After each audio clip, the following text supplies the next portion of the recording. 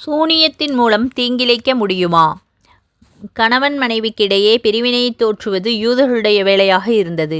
அல்லாஹுடைய நாட்டமில்லாமல் எவரும் எவருக்கும் தீங்கிழைக்க முடியாது என்று சூரத்துல் பக்கராவின் 102வது வசனத்தின் மூலம் அல்லாஹ் கூறுகிறான்.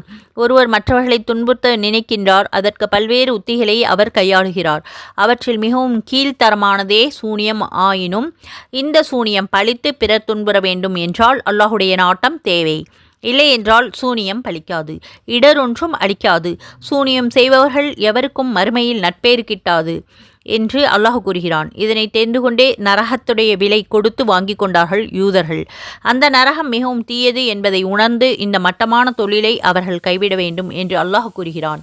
இதை பற்றி விவரமாக தெரிந்து கொள்ள சூரத்துல் பக்ராவின் 102வது வசனத்தின் தப்சீரை பார்த்து பயனடையுங்கள். மற்றவர்களுக்கும் பகிர்ந்து அல்லாஹ்விடத்தில் நற்கூலியை பெற்றுக்கொள்ளுங்கள். ஜஸாக் அல்லாஹு ஹைரா.